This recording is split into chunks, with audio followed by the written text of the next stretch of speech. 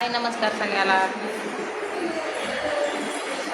तर कुठं दिसत असेल तुम्हाला नवीन जागेला बघा, दिसतच असायला बिलाईन काय तर काय असे जाऊ करत आलो आम्ही तिघं पण आलो हो. यायचं तर काय झालंय काय नाही तर सांगते तुम्हाला. रातताय जर काल गेलेल्या माहिती सगळं तुम्हाला मी सांगितलं होतं तुम्हाला कालच्या व्हिडिओमध्ये. रातताय गेले तर मग तर आज सकाळ सकाळी आले ते बरं झालं जीवरमध्ये तरी आल्यावर त्यांचा म्हणजे तिथनं रेल्वेतनं उतरल्या का तिथं चक्कर येऊन पडल्या. मग त्यांना कोणीतरी पाणी बिणी मारून सुदीवर आणलं आणि परत मग ते म्हटल्या फोन लावा. मग फोन लावला आम्हाला तर आम्ही हाय असे अवतरात काय नाही असंच आहे. आम्ही तर स्वयंपाक करायला बसली होती. आता नका इथं आणलं नका आणलं सलाईन दिला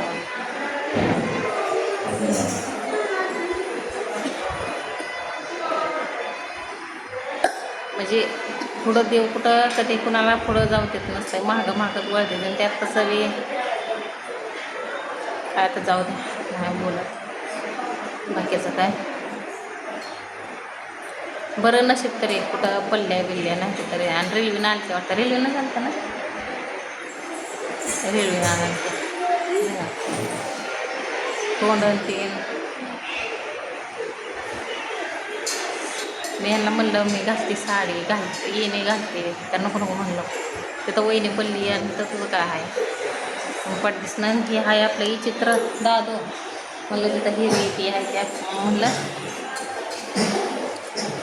त्याला घेतलं.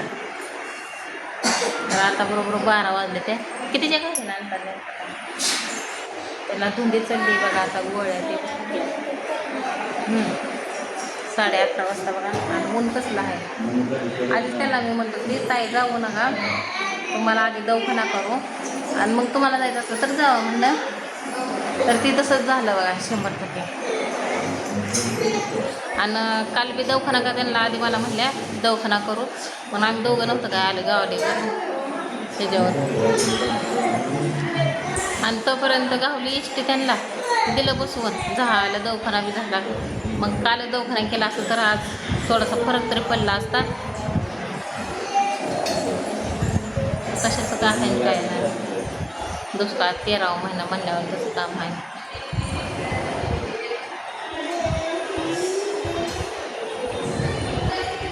तरी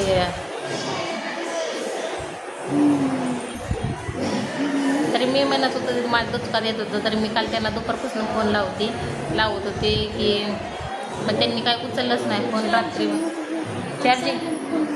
आणि मी म्हणलं त्यांचा सायलेंट मोबाईल असतो त्याच्यामुळं काय उचललं नसेल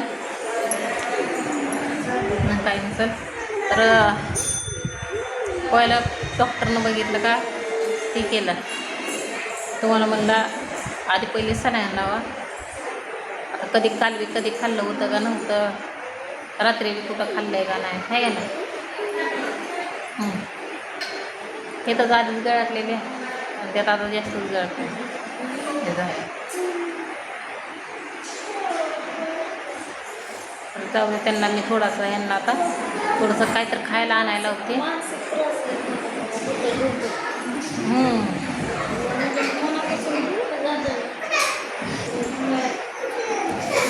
आणि ते टेन्शन कशाचं मी घेते त्या तरी मला म्हणतात तू कसं काय घ्यायचं काय जी नशिबाला असली ती टेन्शन घेऊन नकाची माणसं करणारे तिला असतात ते पण त्यांना पुढं चला म्हणायचं आम्ही तू म्हणायला. त्याच्यामुळे टेन्शन कशाचं घ्यायचं नसतं. मी तर घेत नाही बाबा कशाचं टेन्शन घ्यायचं नाही. किती मी माझ्यामुळे संकट येऊ द्या पण ते काय नाही. एक शब्द बोलला का ते त्या एका शब्दाला धरत बसते ते. आणि ते तर चला आता त्यांना आणायला होती काहीतरी बघा घरी बघा त्यांची पिशवी सुद्धा संगच आहे का. कुठे गेला होती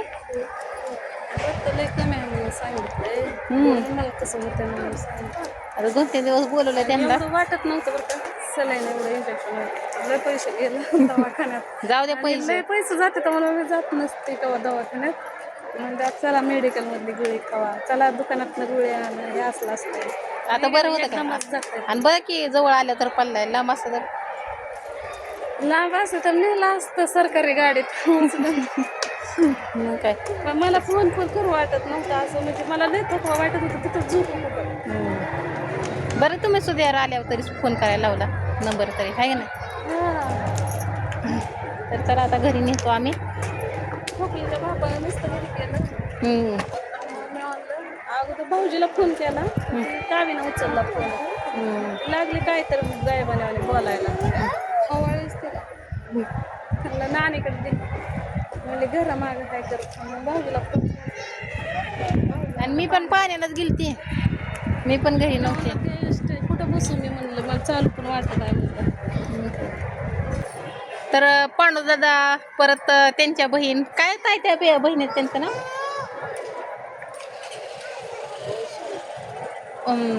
परत स्वीटी ते सगळं इथं तिथंच येते ती.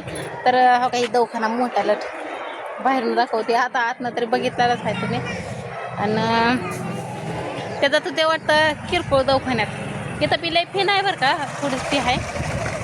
पण मग म्हणलं कारण का दादाला आपल्या झटका येत होतं, मग आम्ही इथं गावाकडे राहत होतो तर मग इथनंच दवाखाना करून राहिलं होता याचा झटका.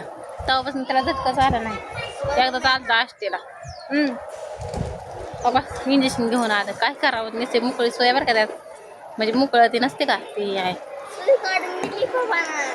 सुई काढून दिली का? तर ती कुठं गेले तर काय माहित नाही.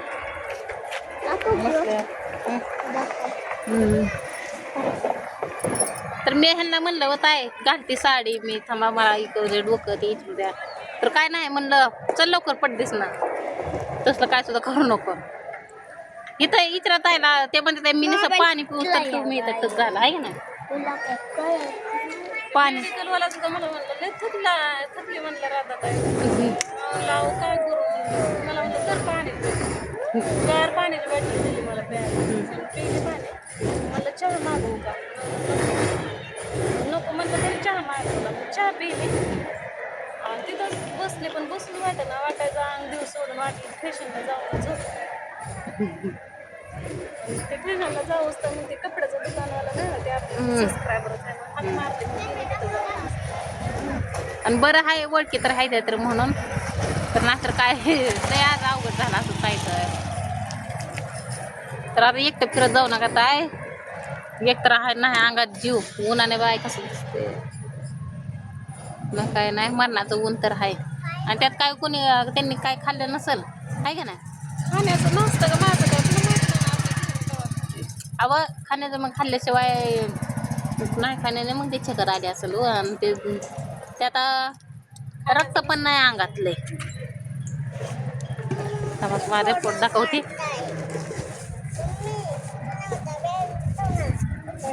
ती म्हणलं उद्या पण या. तर ती कोणच बसते पायाले मग घेते त्या माझ्या. पैसा काय आपणच कमवतोय, आपणच घालवायचा. हा आपण उपास करी मरत नाही, दवाखान्याला कधी नडवं कोण नसतं. कुठं निघा नाही घेतायची काढा किती कशाला आता अजून घरी घेतल्या इथंच मिठवून जाऊ की. अहो काय बरोबर दिसते का नाही काय माहिती. तर 8 पॉईंट फक्त रक्त आहे त्यांच्या अंगात. हे डॉक्टर म्हणते तर कमीत कमी म्हणजे 100% असायला पाहिजे, पण त्यांच्यात 50%च रक्त आहे अंगात. त्याच्यामुळं त्यांचं गळाट ते असं तसं ते सांगत होतं. तर मलाच म्हणतात तुम्हीच काळजी करून या त्यांना घेऊन. म्हणजे त्या डॉक्टरनं सुद्धा ओळखला येत त्या काय दवाखान्यात येत नसतं त्या म्हणून. तर बघू आता सकाळ यावंच लागल. येईन हे नाही आलं तर मी यांना धरून ओढून आणते बघा. असं सकाळ सकाळ यायचं. किती लागते ते जाऊ द्या. एक आठवडा बाजारात आणायचा नाही म्हणताय. 1000 रुपये लागू दे 1000 रुपये. कारण आज 1000 आणि 50 गेलं. नाही नाही 150 गेलं. मग आता ते तपासाची हे झालं, रक्ताचं झालं, मग आता उद्या फक्त सलाईनच आहे मेडिकल आणि मेडिकल. मग ते आत जरा जास्त पहिल्यांदा आत होत्या, मग खर्च जास्त झाला, उद्या राहिलाही खर्च होणार. तर चला आता जातो घरी, सगळ्याला बाय.